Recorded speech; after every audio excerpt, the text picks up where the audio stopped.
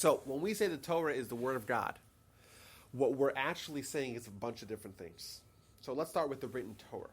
When we say the written Torah is the Word of God, right, and this is what all the classical commentaries agree, it means that literally every single word, God's the author. So, for example, if you look at a book called Who Wrote the Bible by Richard Elliott Friedman in 1987. So that book is essentially a layman's guide to the documentary hypothesis, which is a late 19th century scholarship theory to try to disprove the divinity of the Torah and to the multiple authorship theory of the Torah. And in it, he starts off with his introduction. Richard Elliott Friedman, nice Jewish guy. He's like, hey, well, traditionally, everyone thought that the Torah was written by Moses. That's the second page of the book. And that's only one of the few mistakes that he makes right at the beginning. Because traditionally, we have never said that Moses is the author. Moses is the scribe. Moses is the stenographer. God's the author. So when we say that's the Word of God, we say Moshe is nothing more than a typist. Right? He's the one who is writing down what God tells him to write. So even when, like one of the questions is, why does the Torah not start off and say these, or why is Moses referred to in third party?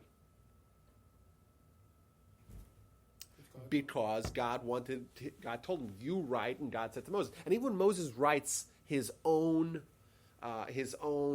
statements, God tells him, write what you said. Yeah, right. Thus, one of the pillars of documentary hypothesis is the idea that Deuteronomy has its own author.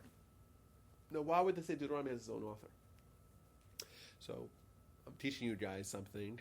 Maybe you don't know this, but a lot of people don't believe that the Torah is written by God. And the scholarship, the scholarly approaches that's called the documentary hypothesis. And they say, hey, there's multiple names for God, must be multiple authors. Right? And Deuteronomy must be a separate book. Must have a separate author, the author. Why would Deuteronomy have its own author? Why can't it be the same author, or the same two authors, or the same three authors? There were different styles. The book was written. So that's one reason, different styles in writing. And number two is because Deuteronomy predicted a lot of things that actually happened. So if you're working with a presupposition that prophecy is not possible, and thus events that are predicted and indeed came true, right, then you must conclude that it was written after those events happened, right? And there's no other way to do that. So if the Torah describes events that happened only once in history, and they actually happened, it must be, argues the scholar who doesn't believe in God, it must be that these things were written afterwards because prophecy is not possible. The same thing happened with Abraham, though, that there was a prophecy that the children of Abraham will be slaves. Oh yeah, but that's a good point, as Genesis 17. But the Torah is, according to everyone, written already afterwards. The Torah is written after the Exodus, right? But if you are working with the assumption, this is the only assumption you'll consider, that prophecy is not possible, thus events described that actually indeed happened must be written post facto. Thus Deuteronomy had to be written by someone else. That's the argument. Now, as to the point that the young lady brought up, that Deuteronomy is written in a different style. Well, why is Deuteronomy? Because Deuteronomy essentially is Moses' last will and testament, right? Moses is giving a speech. The first 4 sections of Deuteronomy is Moses giving a speech. Well, so how's it in the Torah? I thought God wrote the Torah. Yeah, God tells Moses, write down your speech. So those words were said by Moses. Thus, of course, it has a different flavor. Moses is the originator of the words. God then told him, okay, take your words and we'll inscribe them in the Torah. Voila, simple, answered. So how are we saying the Torah has always been? I'm sorry? The Torah has always It's a question been. you've asked me already 3 times. I think we made a video about this. Oh, I don't think so. So the idea of Torah having multiple realities is a good question. Let's hold off on the question, okay? But let's get back to the point Monica brought up. So, it's just so when we say that the Torah is the Word of God, what we mean with regards to the written Torah is that every word is written by God. Thus, the Talmud even says, if someone says, I believe that the Torah is written by God, true. Moses is the scribe, okay, but just because you have a typist, it doesn't mean that you're not the author of the book, right? So Moses, God's the. However, there's one verse that God didn't write it. Moses wrote it, or Joshua wrote it, or Ezra wrote it, someone else wrote it, right? That person is, in effect, repudiating all of Judaism, says the Talmud. And so much so that he cuts himself off from the Jewish people, he's got no portion of the world to come. Why? Because a core belief of the Jewish people is the idea of the Torah in its entirety. Every letter, every word, right? every verse, every section of it, be written by God. Even Moses the scribe. Even the last Yes. verse Yes. So that the last eight verses, good question. The Talmud talks about, the last 8 verses describe Moses' death. So Moses couldn't have been the scribe. Well, yeah, he couldn't have been the scribe if we don't believe prophecy. So one opinion of the Talmud is that, he wrote it beforehand. Just like he wrote a lot of things beforehand. The book has lots of prophecies. Right? And the other opinion is that Joshua wrote it. Joshua was the scribe. But either way, God's still the author, right? So the Talmud does address that. That's a good question. The Talmud does address it. Either Moshe wrote it with tears, or Joshua wrote it. It's maybe, makes sense that Moses wrote it because he wrote it because, I can say, God told him everything, and he did not write where he was going to die. Well, yeah. So he would have. Well, Right, that's not coming back. well, Do you understand what I'm saying? You're saying it's possible for it to have been written before he died? Yes, it's possible that God told him everything, but he didn't want him to know where he was going to be buried. Yeah, well, that I'm saying, but it's not necessarily unprecedented that events are inscribed in the Torah before they happened. Which, by the way, I want to add another point here to Deuteronomy. If Deuteronomy was written after the events happened, for example, after the first exile, Babylonian exile, thus the compiler, redactor of the book had to have come afterwards. Whoever it was, Ezra, right? Either whoever it was, or some other redactor, it came afterwards, right? If they came afterwards, then somehow we have the miracle of the finalized document not only being given to the Jews, but given to the Jews who are scattered across the world. Think how insane that is. Like that part of the mathematics doesn't add up. How are we convincing Jews to accept the Torah if it's not as it is written is a great question, and there really isn't an answer. But let's assume that can be done. Can we really believe that this all happened after the Jews are already scattered throughout the world? The Jews in North Africa, Jews in Europe, of course, tons of Jews all across the Near and Middle East. Jews in Asia Minor, Jews everywhere. Suddenly, now is a time where it gets finalized, and all the Jews have suddenly accepted, and will some guy go around the whole world peddling it? Bizarre. Either way, that's with regards. I know there's a few questions over here as well. I don't want to skip them. But either way, Not only that, can I go just ahead. say this? Go ahead. The Holocaust is predicted in Deuteronomy. Well, Holocaust is one example. A lot of things that are I mean, predicted. obviously. Holocaust-like events are Where predicted. is it Yeah. predicted in Deuteronomy? I'd like to hear. Yes. So It's Parshas there. Kisavo. Kisavo. Yes, it's 98 verses of absolute horror that make your eyeballs fall out. And there's Absolute something horror. about the Holocaust Well, that just well, happened in the 40s? we unless we're prophets, we can't really say what exactly it's talking about. Clearly, it's talking about Holocaust-like events. Now, there are those that would argue that these events didn't happen only once in history. If you study the history of the destruction of the Second Temple and everything that happened at that time, with the Great Revolt that began in the year 66 and continued to the fall all the way through the fall of Beitar in 136. So that whole period of time, we're talking, I guess, 70 years. There was so much bloodshed and so much tyranny and so much suffering and so much persecution of the Jews that would also fall in the categories of what's to be described. But either way, I wouldn't say that the Holocaust is described. I would agree that it may be, but Holocaust-like events, yes, it seems very, very eerily so. It really does. I mean, if you read But that, there are other events, once in all of human history events that are predicted in the Torah, which, and we know today is true. So that's very comforting for us to know that not only is the Torah itself illogical to accept with the multiple authorship theory, but also right now we have the gift of hindsight to know that the events that were predicted in the Torah, events that happen only once in all human history, are indeed true. Like the first time when God gave the Torah to Moses, did God write it ready-made, give Moses the Torah? What do you mean? Did God When? do all the writing himself? When? When he went up the mountain the first time, God So gave. he didn't get the scrolls. Remember, this is a very important point. Moshe, the scrolls only happened later, right? So the Torah was written either incrementally, as it happened, means like this. The actual written, when we say Torah, it's very important. This is the point I wanted to bring up with what Monica brought up. When we say the word Torah, we have to be very careful what we mean. Jewish people got the Torah on Mount Sinai, right? We're all familiar with that? Torah Mount Sinai? Well, there's still 40 years of the written Torah that hasn't yet happened. So imagine you got the scrolls at Mount Sinai, and then it's a few months later, and the spies are sent to Israel. You think the spies they're able to read what happened, right? But that's not what I know. Well, Everybody talks different. so they got the Ten Commandments. I'll tell you. This is the final. Not everyone talks different. This is the way it happened. Okay, they got the Ten Commandments at Mount Sinai. Okay, Moses goes up, he comes back down, the whole back and forth. He gets the tablets, he breaks the tablets, goes back up, goes back down. Second set of tablets. Right, he gets all the way to the book of Yisro.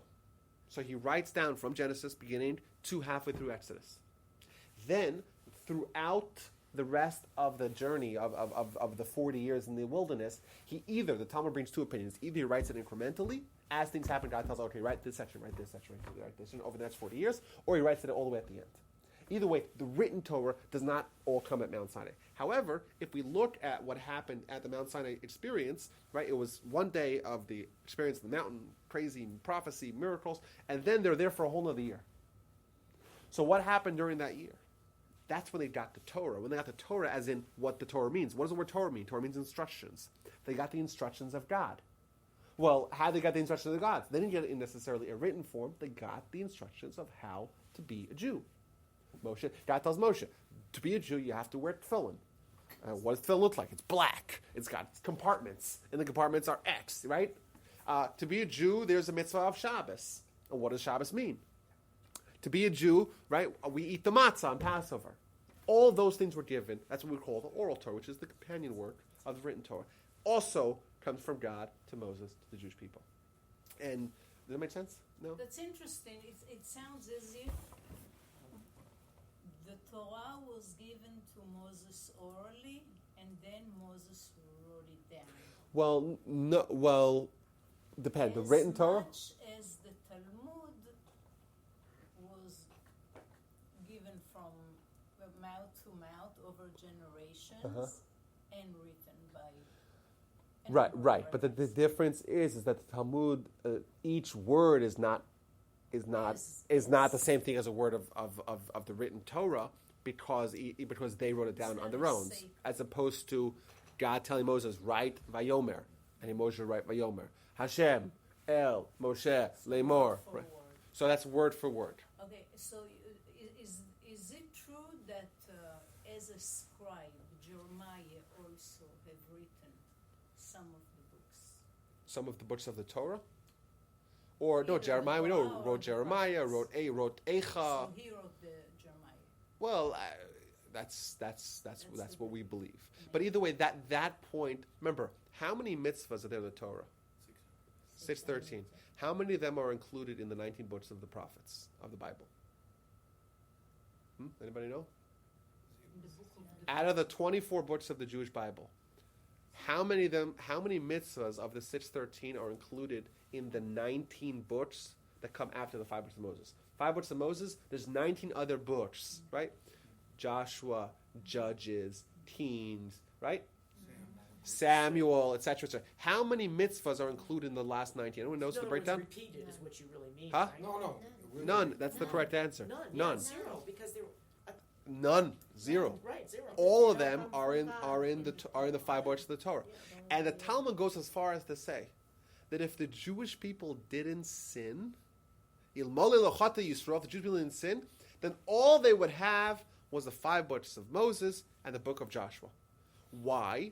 Because that has all the Torah, and the reason why they need Joshua, because Joshua also has in it the allocation of the land of Israel. The only reason why the other books were written was because, as we know, the Jewish people sinned, and therefore they had to know their history to know what mistakes were made.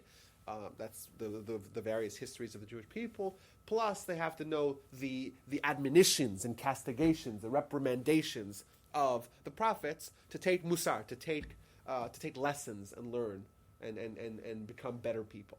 But if the Jewish people didn't sin, they didn't really need that. So yes, the question as to who's the author of the Torah is infinitely more important than who exactly wrote Tehillim. We know the Talmud says Tehillim had 10 authors. Tehillim, Psalms. So Psalms primarily is written by David. And most Psalms have in the heading, in the first sentence, who's the author. So we have even Psalms authored by Moses, right? Psalm 90. Tefillah Moshe, Shelokim. However, as to the exact authorship of every Psalm, it's not necessarily that important. The exact authorship, did someone else add something to the book of Isaiah? We don't believe that, but even if that was true, that wouldn't change anything. So I'm saying, we have traditions as to who wrote what, but it is not anywhere nearly as important as to the authorship of every word, every letter of the 5 books of Moses. So why did God chose Moses for the Torah to give him, and why not Abraham or somebody else? That's a good question. So why is who else asked that question? You know who else asked your question? What? Who was the first person to ask your question? What do you mean? Who was the first person to ask this question? Moses asked Moses the question. himself. Yeah. Moses himself says, Why me? "Why me? Like, why are you choosing me?" And Yeah, exactly. Exactly. I have a lisp. I have a Moshe wasn't charismatic like the traditional leader you would think. We think of a leader as someone who is from our people. Moshe grew up with a pharaoh, right? We think of a leader who's eloquent. Moshe has a lisp, Oh, he did ask the question. right? I'm sorry. So he did ask And the God question. tells Moses, says, "You're going to take me. Why would I take? Why? What exactly qualifies me as to be the leader?" And God says, "You know what qualifies you more than anything else? Your humility." Oh, really? Moshe's humility was, the greatest the world has ever seen. And humility is the trait needed for Torah. Okay. Right? What does Torah mean? You said word of God, right? It's an instruction. Godly instructions, right? For me to actually accept God's instructions, what do I have to do? I have to humble myself. I have to submit myself. The relationship that man has with God. What's the relationship? We only get, we give nothing. Why? Because God doesn't need anything that we give him. God doesn't need it. Right? However, to have that dynamic, we have to be totally subservient.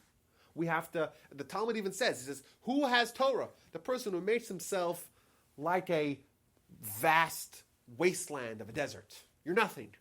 You're empty. Then you're a receptacle for Torah. So Moshe had a quality that was needed to be the paramount receptacle of Torah. And there's a lot more on the subject. We find other examples, many other examples in Jewish history of leaders specifically being lauded by their, or being admired in their leadership vis-a-vis their capacity for humility or their humility. So that's the answer. Wasn't David also at some point? Well, there's a I think that the Talmud says that Ezra was worthy to the Torah to be given to him. There's a great episode. Oh, this is a fantastic episode in the Talmud where it says that Moshe goes up to heaven. And he goes up to heaven to get the Torah. And he sees that the Almighty is making crowns on top of the letters. Kosher otiyot, kosher ktarim ala otiyot. He's tying crowns. And if you look at a Torah scroll, you'll see that some of the letters, like a shin, for example, it's got these little decorations on top of the letter. And Moses says to God, "Well, why do you need to do that?" And there's this whole dialogue. It's very interesting. We have to analyze it if we have some more time. One time I have a whole class in just that particular Talmud. Either way, he says that there's going to be someone in many generations whose name is Akiva ben Yosef, Akiva the son of Joseph, the great Rabbi Akiva. And he is going to take each one of these crowns and learn laws from them. He's about to derive laws from the crowns. Not just words. Of course, the words teach us laws. He's going to take the crowns and learn from the crowns. He says, wow. And he says, like, show him to me. So God takes Moses and does time traveling. And Moses is suddenly just sitting down in the class and lecture of Rabbi Akiva. And Rabbi Akiva's giving a lecture, and Moses doesn't understand what's going on. And then the whole lecture, he doesn't understand what's going on. And then someone asks Rabbi Akiva a question. He says, well, where do you know this particular law? One of the students asks. He says, well, this is from Moses at Mount Sinai. And when Moses hears that, he comes down, goes back to God, and he tells God, if you have a man like this, great Rabbi Akiva, why are you giving Torah via me? Give Torah through him. What does God respond? Silence. No, he tells him, silence. Don't ask questions. Don't ask questions. Continues the Talmud. I'll let you finish this. It gets weirder. Well, This is an example of a wild card. I'd like to know how these people come up with this in the Talmud. I'm talking about like what you just said. Okay. So you're asking how they came up with it. Yeah. So there's two examples. I'll give you another example afterwards. Let me finish the story, and I will get to your question. I will not skip it. Okay. Silence. He tells him silence, quiet, stuck. That's the word. We know in Hebrew. It means quiet. This is the way I think, not the way you think. He says, okay. Next question was, says to God, okay, well, you showed me his Torah. What about his reward? Show me his reward. And God says, okay, I'll show you his reward. Moses time travels back, and he sees Rabbi Akiva being flayed alive. And he goes to the God and says, wait a minute. This is Torah. This is the reward for the Torah. Zu Torah. V'zu schara. What does God respond? Shtok. Quiet.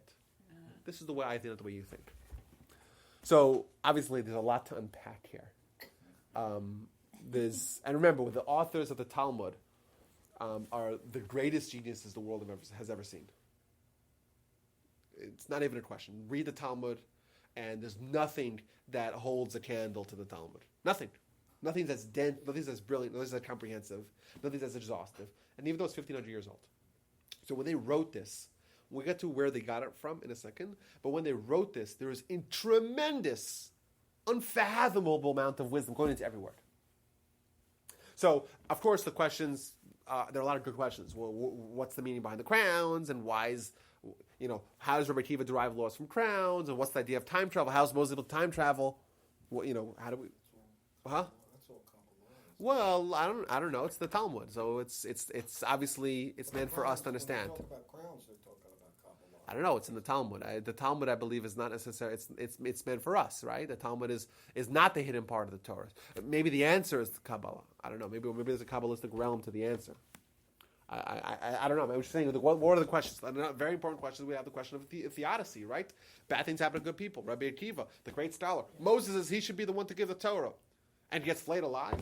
And not only that, Moses tells God, oh, this is Torah.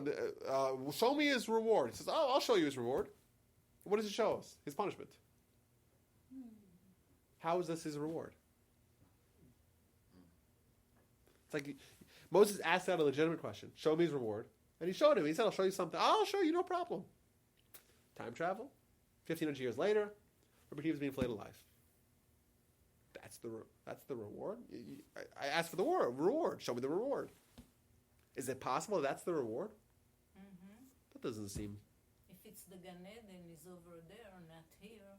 Yes, so show him Gan Eden. Reward. Show Moshe the Gan Eden of Rabbi Akiva, or the Olam Haba, or something of Rabbi Akiva. There's a lot of good questions there. But either way, to your point, clearly Rabbi Akiva, at least in Moses' eyes, was worthy. Maybe Ezra would have been worthy. So it's not. It's possible that the nation was also primed for the Torah, and they also happened to have had the leader who was capable of it. It's kind of like we talk about Mashiach. The idea of Mashiach is really, it's an individual, but it's also a reflection of a nation. There's a nation, when the Jewish people are at a certain point, right, where Mashiach is happening, then we have to find there's the candidate that's needed for that as well, but it's also the nation has to be worthy for it as well. So another example. Another example is prophecy.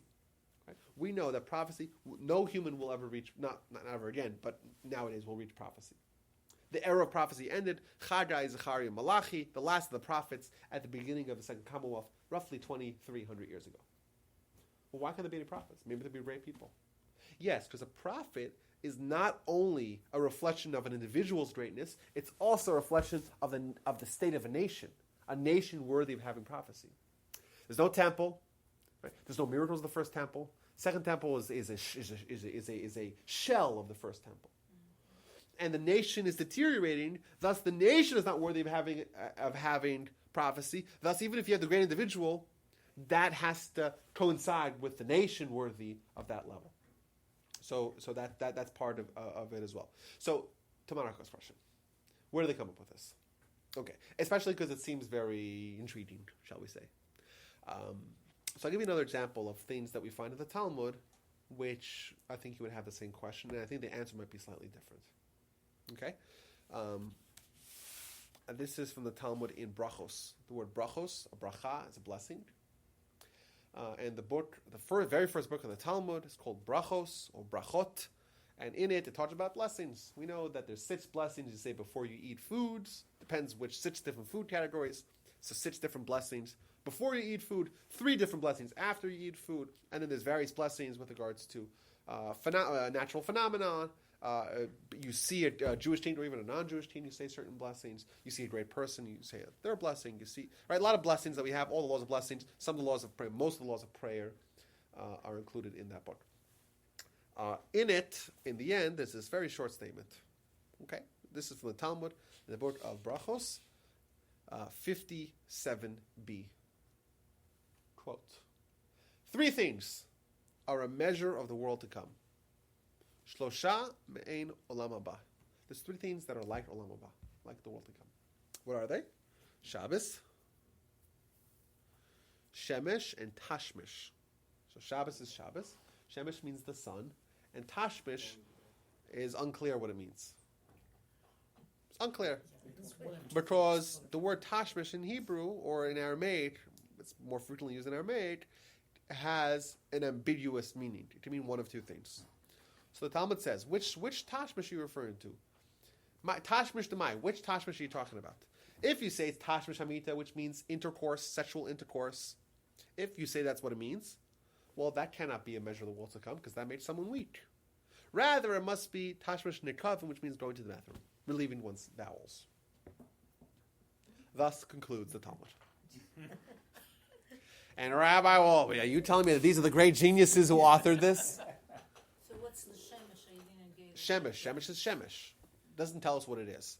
So this is an example of incredible genius that's not only going to present content of the highest regard, but also present it in a way that only the intended people are going to understand it. I'll say what I mean here. I'm in the middle of a book now, one of the comprehensive books on World War II. And what I found striking in this reading of the book, I'm starting to see it stand on the wall if you guys have a copy of it, it doesn't look like it. But one of the interesting things about this book is how much they stress the fact that the British, they were able to decrypt the Enigma codes. The Indian.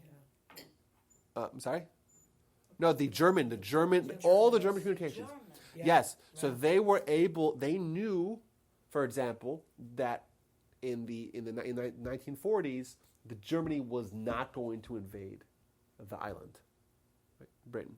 They knew that because they had access to the highest, most secretive communications from the Germans.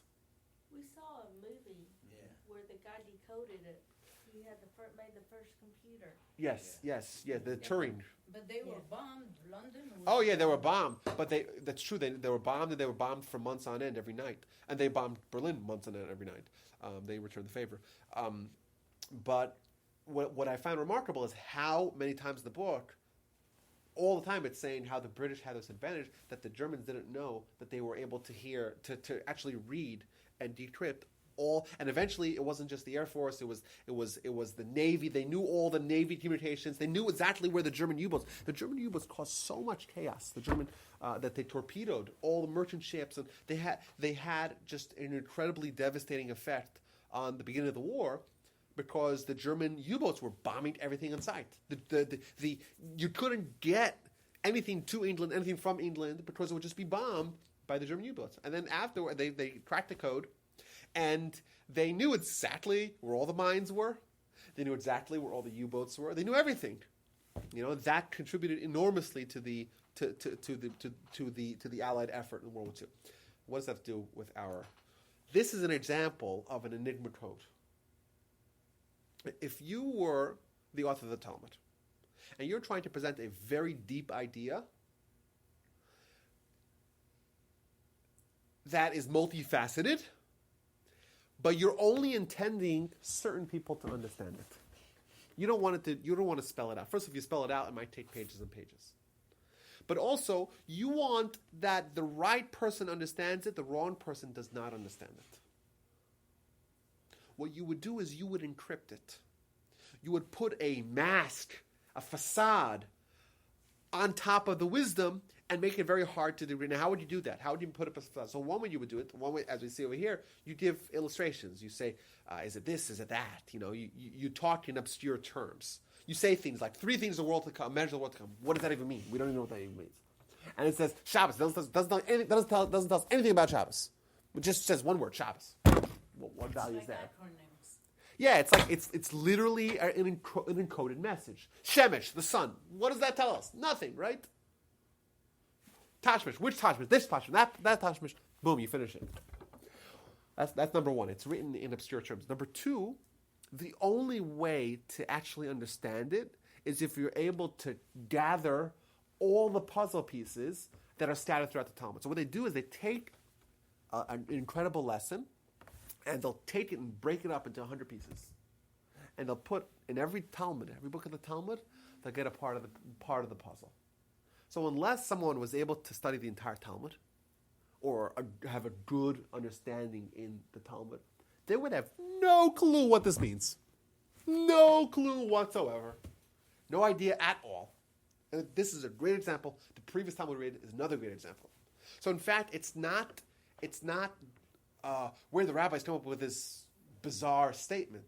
It's like to fathom the genius that's able to write such incredibly profound lessons in a way that sounds on surface level as being totally, as if there's no editor. That's what it sounds like. And yet, when you're able to study it, and I spent, on this particular piece of Talmud, I spent 6 months of my life trying to understand it, and I have a whole class that I've given multiple times, and it's dramatic what actually is going on over here. And the Marbins heard it once, and I think that they would attest. Would they agree that it was dramatic? Yeah. And the lessons are life-changing. And you want to know what happens after you die? What's Olam Haba? This is it. It's telling you. But it's also telling you, it's not just for every Tom, Dick, and Harry, right? It's not just from every Joe Schmo. It's like, this is here, it's incredible wisdom, but it's encoded. Unless you have the Enigma code. Can you do what Hillel did? Tell us the whole Torah on one foot? Yeah, I'll tell you the whole Torah. Well, does that I really did that because I consolidated it into like 55 minutes. Does that mean that you have to be in a yeshiva or a Torah scholar to understand the Talmud? Of course. Well, especially the things that are encrypted to such a degree. Mm-hmm. Olam Haba, that is one of the most esoteric topics in all of Judaism. They're obviously not going to take the deepest secrets of the Torah and spell it out so every 4-year-old could puppet it. And they say, I know the secrets, right? They would hide it and made sure that only the scholars would be able to understand it. Where did they get, you still didn't answer the question, where did they get This? Yeah, So what they're doing here is they're teaching us Torah in the form of philosophy. This is philosophy, right? This is what's Olam Haba, right? They're teaching us philosophy. Now, the philosophy they had is part of the corpus of Jewish tradition. However, when they actually had to finalize it in a document, remember the oral Torah, it being written down is a tremendous departure from the way the Jewish people had been living prior. Because it's called oral for a reason, because it should not be written down. There's at least 5 reasons why it's better to not write these things down. So this was part of the collected wisdom that's been transmitted generation to generation from Moses. There was a need, based on a necessity, to write it down. And they took great lengths to make sure that when they wrote it down in a complete fashion, but not necessarily in an organized fashion. So it's all there in the Talmud. Go study it. Get back to me in 55 years. Right? So it's all there. It's like a reference book almost. But a reference book where it's not in alphabetical order.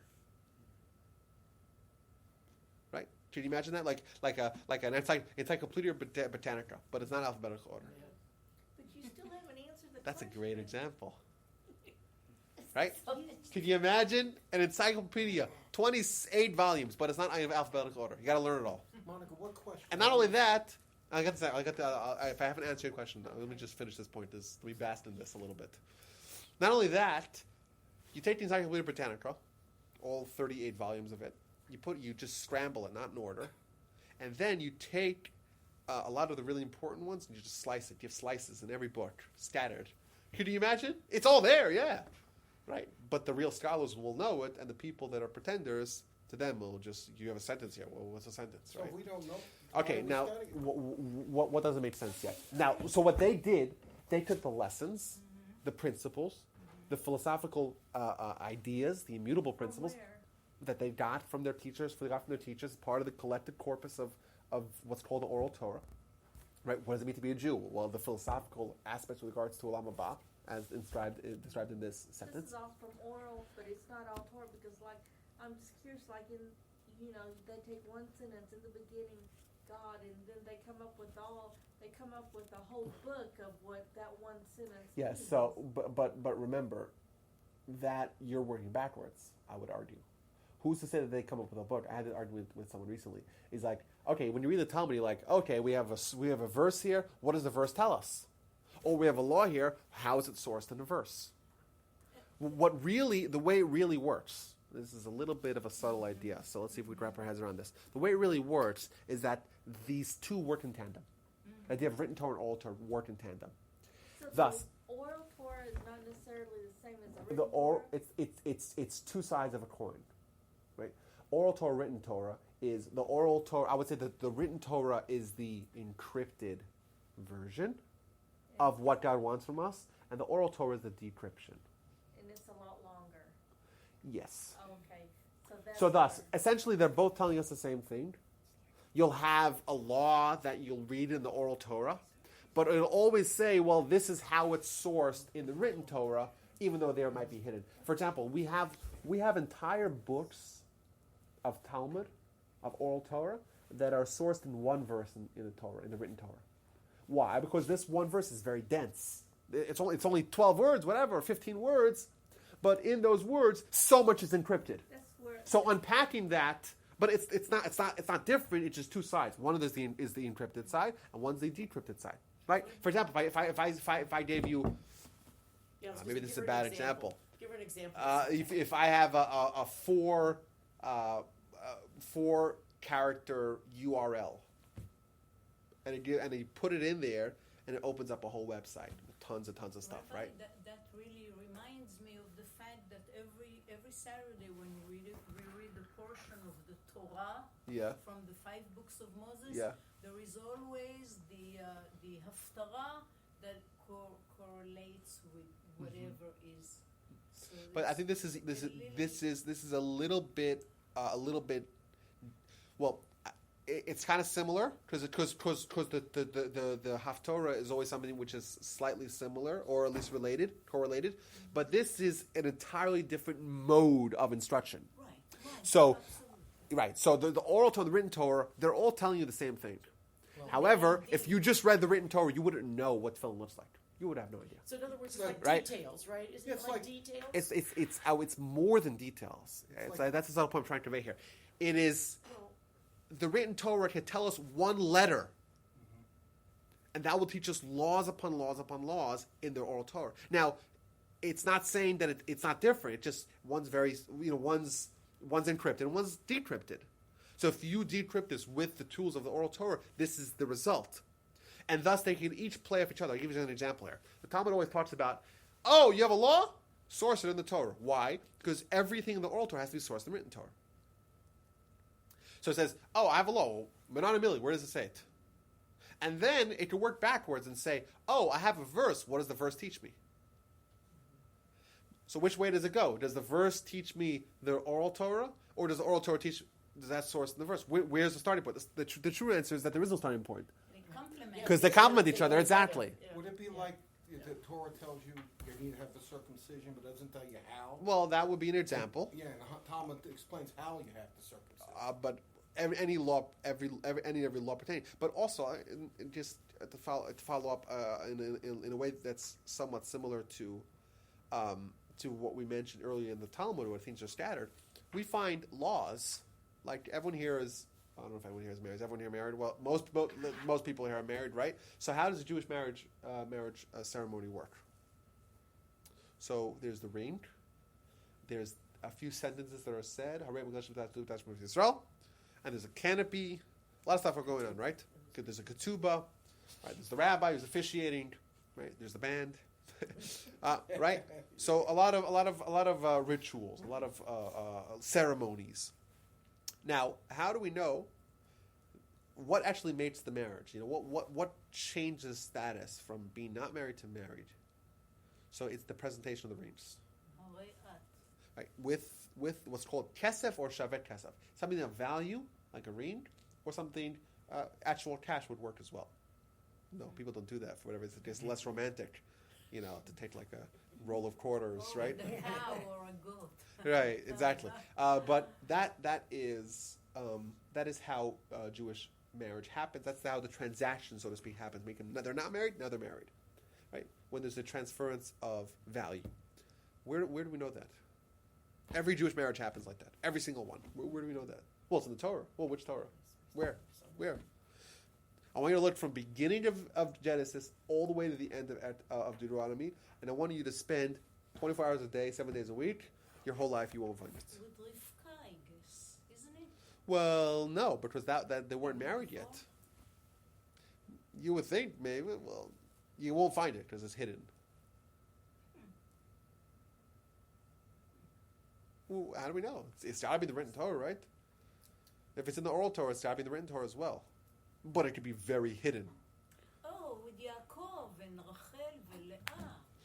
Okay, so first of all, remember Yaakov that's before Torah was actually given, right? So we can't necessarily take from an episode of Yaakov and Rachel, because remember, even though Yaakov gave, even in your story, Yaakov gave Rachel, he gave her the bracelets and stuff. That's before they got married. That was 7 years before they got married. So they weren't even married. That was a gift. And betrothed and it's They weren't right. That came much later. So where does it tell us? Let me tell you exactly what it tells us. Where is written clearly in the written Torah that you use money or money equivalent to get married. You know what's written? Like this. The verse says in Deuteronomy chapter 25, Ki yikach ish isha. When a man marries a woman, and the word that it uses, kach, which means to take. Man takes a woman. Talks about marriage. Goes on.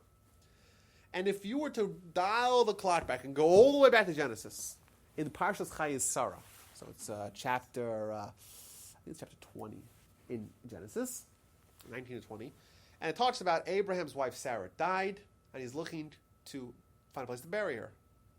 And he finds this cave that he really likes, and he has to negotiate and back and forth, and he eventually finds out that the guy Ephron is the owner, and he negotiates with him, and Nasati kesef hasade kach mimeni. It says, I will take the field. Right? Take the money, take the field. And it says that it gives him money, 400 silver pieces. Says the Talmud. The word kach is present in both of these stories. One's talking about Abraham buying a funeral home or a resting place for Sarah. One's talking about a man getting married. They're not related, you would think, right? But it uses the same word based upon the principle of Adzera Shava, which means when it says the same word in two places in the Torah, that links the two together. Thus, just like Abraham bought the field with money, so too the marital transaction happens with money. And that's where explicitly in the Torah it says you get married with money. And if you read the Torah 1,000 times, you would never find it. Because it's hidden. It's encrypted. the Talmud says, the Talmud unpacks, gives us the other side of the coin. It gives us the flip side of it, right? It shows us, it opens up our eyes to say, now it makes sense. It just explained to you. Like, okay. There's the idea of Zerushav, which means same word, or even similar word, because Hebrew words change contexts. Ki yikach and kach, it's the same root of the word, but different context. So same word in different places, that creates a link between the two of them, and that teaches that laws could be transferred back and forth. This happens in the Talmud thousands of times. There is another I think it's the laws of going to war. Every law. And you're like, if you read the Talmud and you understood what that meant for what the written Torah actually stands for, you have a book here that's so dense. It's on one end you can read it and just it's a narrative, right? You can read the King James version of the Jewish Bible, and you just read it and it makes sense on one hand, simple understanding, just easy translation, and then you look how the oral Torah reads it, and it's suddenly a document that has so much information, all the collected information of the Talmud, all there. And it's written, but it's written and it's hidden and it's coded, and there's 13 ways that laws can be derived from the verses. 13 different ways. So that's an example. The one I said is where the same word appears in different places. That creates a link between them. And can you imagine someone trying to write that himself? Using the same words and using all these harebrained methods. If you take the written Torah and the oral Torah together, which is what we say is collective Torah, and you say, and how beautifully they work together, and how each one relates is only possible with the other one. You do that, and you say, could this have been written by man? You would be insane to think so. It's unimaginable. No man could be that brilliant. No 1,000 men could be that brilliant. It's not possible to do it all so perfectly that it all works out. There's not a single word that's extra. Every word has some application in the oral Torah. Every oral Torah is sourced in the written Torah, and it all works out so perfectly. All that to be made up by a man, it's insane. It's insane. So thus, when someone says, "I want to analyze the Torah," let's see who wrote it, right? And if they take half of the coin, so they're taking an encrypted book and say, imagine you took you actually looked at something that's encrypted, just letters, random letters, and you have no idea what the meaning is. You're like, this obviously is written by a lunatic, right? Or it's by someone who's retarded, because this doesn't make any sense. Right? That's what people are essentially saying when they read the Torah, the written Torah, without the oral Torah. Because they get just a surface level reading. They have no idea what they're even reading. I just saw today in the Talmud. Talmud's talking about if a woman gets, God forbid, raped. All right, so she's obviously not liable for anything. And then it says, Ein lanara chet mavis. Right? Ulanara lo ta'aseh davar, and to the girl don't do anything. Ein lanara chet mavis. She, the girl, did not have a sin worthy of being killed for. Right? She was coerced. Now, if it says, and we have a Hebrew speaker here, so you guys have some verification that I'm not making this up for you guys. Because otherwise, if there's no Hebrew speaker, I can say whatever I want. They would have no idea. Right? It's true. You wouldn't. I wouldn't, but it's still true. But at least now you guys know for sure. Ulanara lo ta'aseh davar. That's enough, says the Talmud. Don't do anything to the girl. You know that you can't do that. Ein lanara chet mavis is extra. The Talmud derives 4 new laws from that. There's 4 new laws from 4 extra words.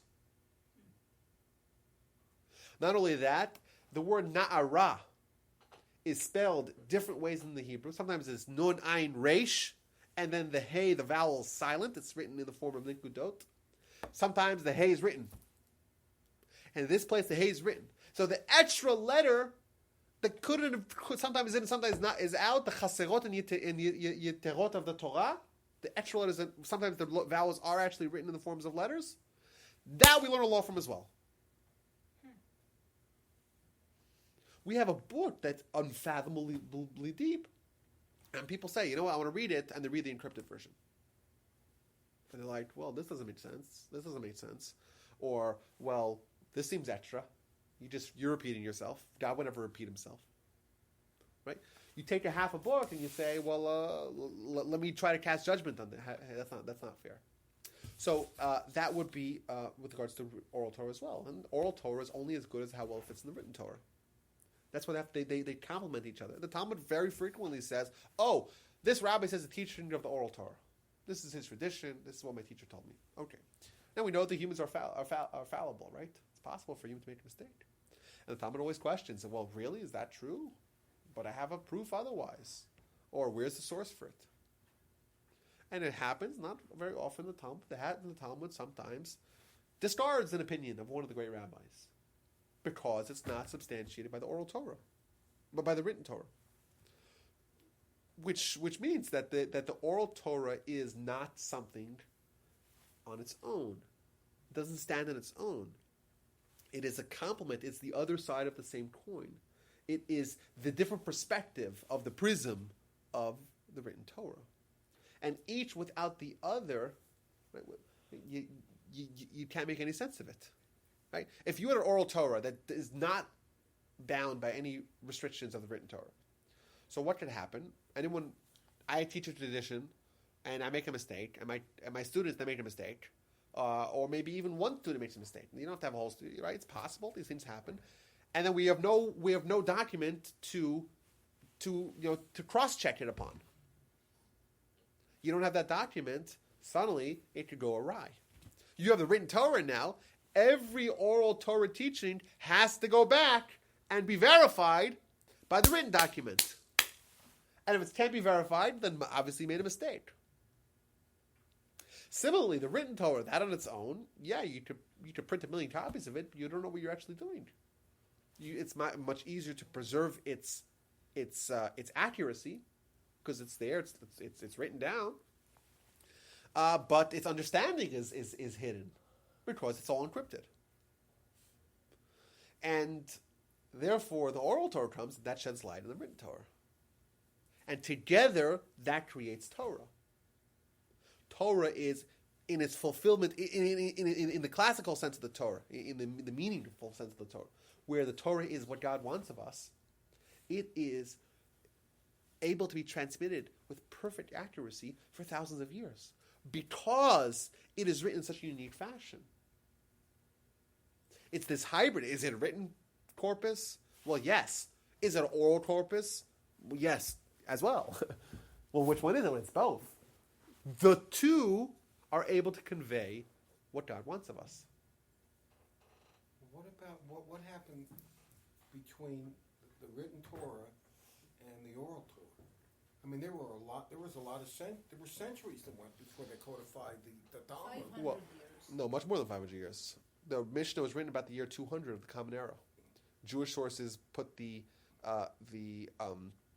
Mount Sinai experience and to the death of Moses, let's say the death of Moses, the finalizing of the written Torah, canonization of the written Torah, almost 1,400 years earlier. So there were 1,300 years. There was 1312 before the Common Era. That's the date. The Jewish date for Mount Sinai is 1312 before the Common Era. So that's 1,500. Sorry, more than that. 1,500 years. 1,512 years before the year 200 of the Common Era. It's a bar mitzvah. Well, 1,500 years is a long time. Before the Mishnah, the Talmud was written 300 years later. So what was the instruct? They just knew. Oh, it's oral. That's why it's called oral. Yeah, but there was before And- they wrote and the Mishnah. Yeah, okay. It was oral, and people Until it kept was notes. Remember, Maimonides points this out. He says everyone kept notes, of course. Okay. It's a lot of information to remember, but it was never canonized. Right. It was never finalized as it was in the Mishnah and subsequently the Talmud. So yes, it wasn't just people memorize. They did memorize a lot. We know that the Mishnah means repetition because they used to repeat it 1,000 times until they memorized it. And we know that the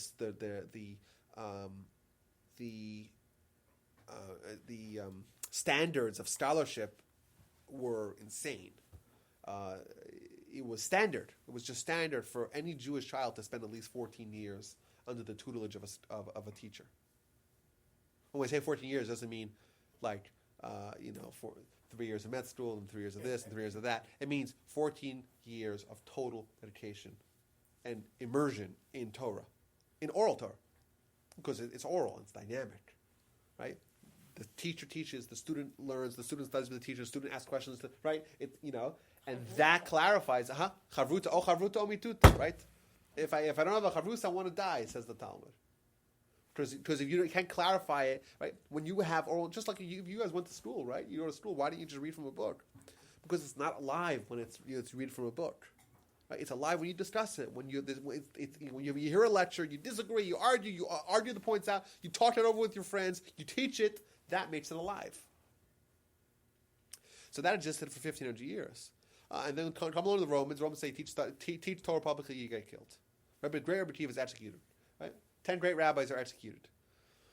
There's Jewish people are starting to get exiled and dispersed in greater numbers than they've had before. The temple's destroyed. Sanhedrin is on the run back and forth. Sanhedrin, the central authority of the Jewish people. Right? There is a risk that it cannot be transmitted orally for that much longer without things being forgotten or having any lapses. You have a lapse. You have one lapse, you're done. You can't afford any significant lapse. You could have individual lapses. You can't have a whole nation lapse.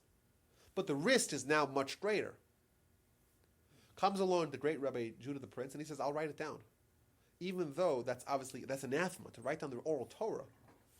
You just told me, Rabbi, the oral Torah is dynamic. It's supposed to be dynamic. It's supposed to be this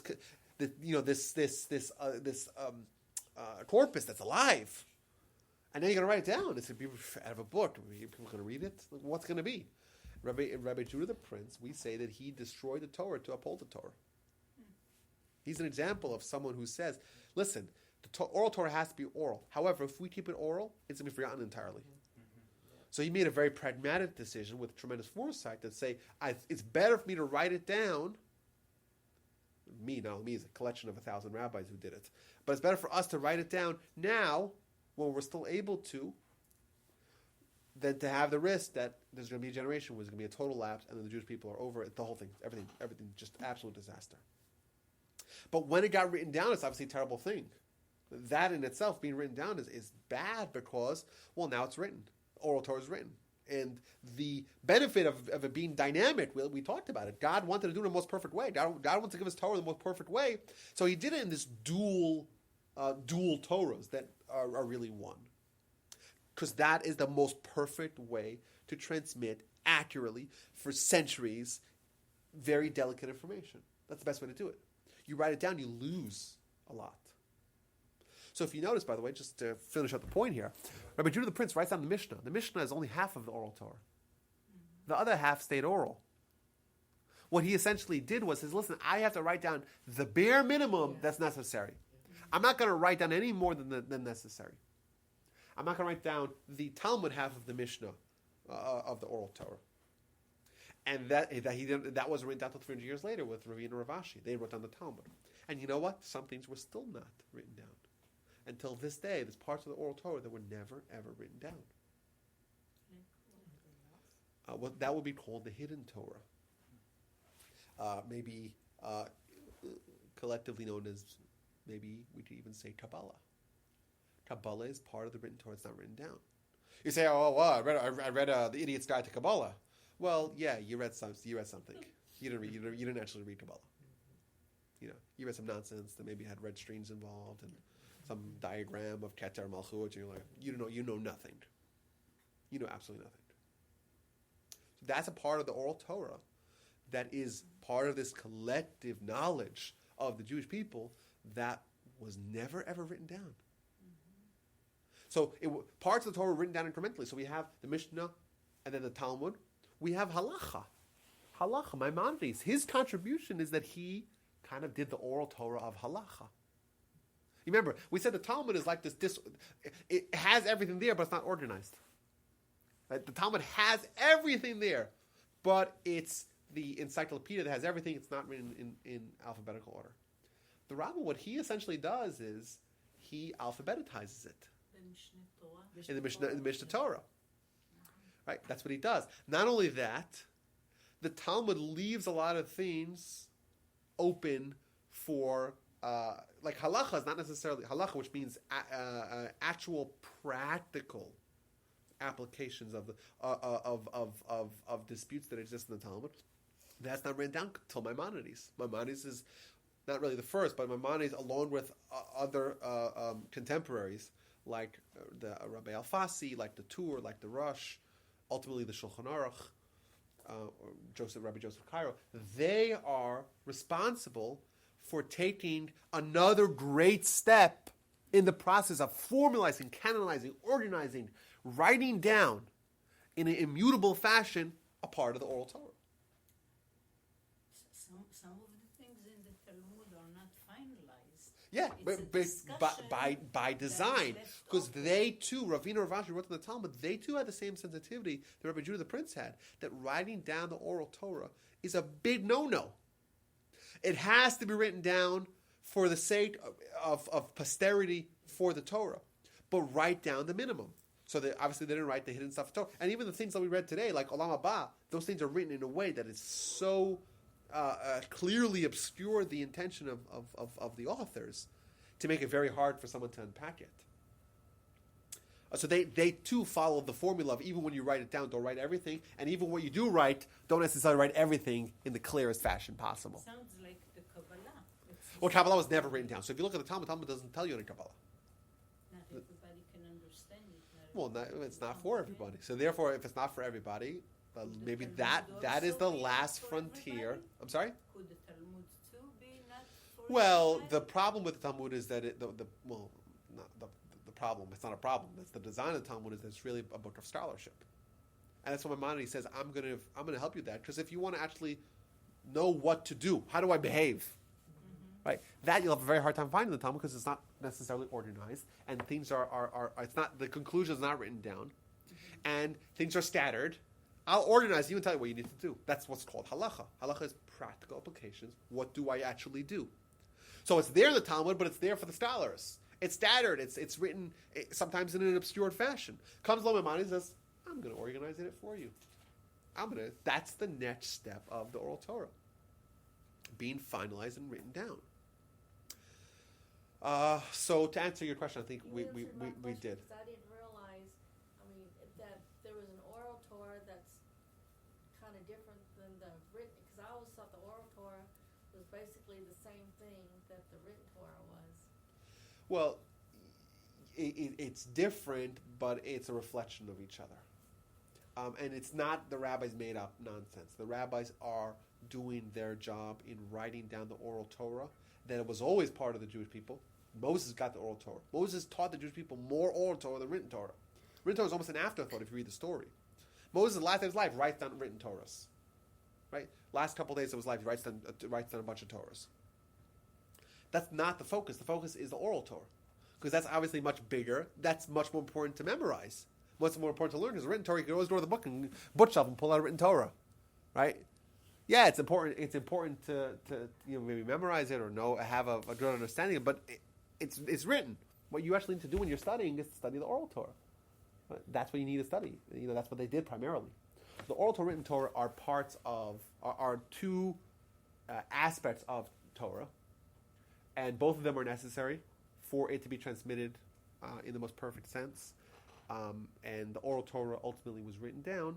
The method and the style of the writing really shows just how incredible the oral Torah actually is on its own, but also the brilliant genius of the authors of the oral Torah, of the codifiers of the oral Torah, in presenting their material in a way that fulfilled their aims. So if their aim was to let's teach the greatest, the idea about Olam Haba, let's write it all down. Well, let's write the Olam Haba section scattered throughout the Talmud. And even when we write the thing, let's say 3 things are measurable to come: Shabbos, Shemitz, and Tashrish. What's Tashrish? I don't know. Is it intercourse? No, it can't be intercourse. It must be going to the bathroom. That's it. And you read that, you're like, okay, that one went. Unless you actually say, I'm going to investigate it. I'm going to spend time in it. I'm going to analyze every other time in the Talmud it says Olam Haba. I'm going to look at what it says about Shemesh, and the various 4 or 5 times where it links the idea of Shemesh of a sun and Olam Haba, and the verses that talk about the sun, and what does the sun represent? And every time that it says something about the sun, and what does it mean Tashmish, and why, and what else do we know about Tashmish, and why this yes, why this no, and collect all the writings that Maimonides has on Olam Haba, and see the insights that he's bringing, and then it'll make sense to you. And if you want to actually do that, I would advise you. I've several times. And you'd spend 20 years in the yeshiva while you're learning. It would help. That would help. But we did this exercise. We taught this Talmud. We read it. No, in the class. You were there. Yeah, but I'm saying, did you study all this in yeshiva? No. I spent time in yeshiva studying these kinds of things. This particular one I studied after I left yeshiva. But we did it, and it was remarkable what we found. When we said, well, how many times has Shabbos been connected to Olam Haba?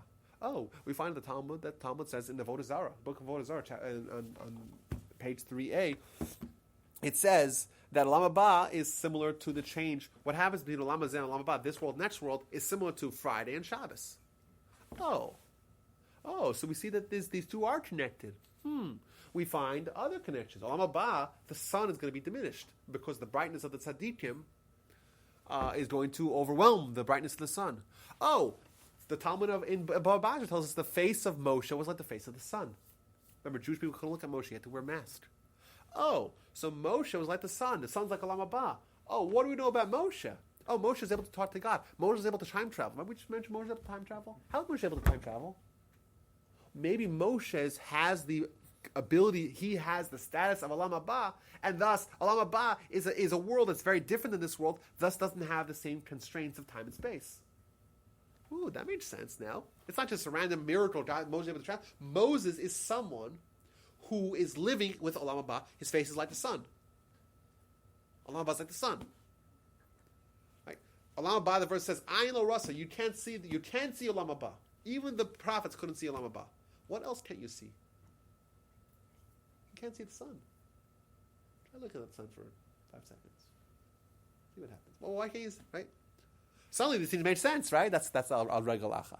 Just either way, I think that the discussion should hopefully really give a little bit more of a complete picture of what we say, what we mean when we say Torah. Because I think there is unfortunately a tendency to be very, very juvenile in our understanding, and to really have like the understanding that we had when we were going to Sunday school or religious school. That's what we think Torah is. It's some book, whatever. Moshe wrote it, Jeremiah wrote it. Who wrote the Bible? Let's read what Richard Elliott Freeman says. When in reality, like when you learn about what Torah is, how we define. If you actually read the written Torah and the oral Torah together, you would have no doubt that it's not possible for a human to put this together, much less 4 humans and 1 redactor and the insane model that he has. You would have no doubt. It's not possible for a human to write this thing. It's not possible. That's the goal. The goal is that hopefully tonight, it's funny how when I walk into a class and I don't know what we're going to talk about, it's usually the best kind of discussions. But either way, I think that we can emerge surely with a little bit of a more complete, mature perspective of what it means Torah, what it means oral Torah, what it means written Torah, and how they interplay with each other, and how fascinating the result is, the tapestry that emerges. A question there? And what a wild card means. Wild card. This is the wild card. Yeah. Okay. Everyone have a wonderful Shabbat. This was a lot of fun. Thank you. Thank Interesting you so class. much.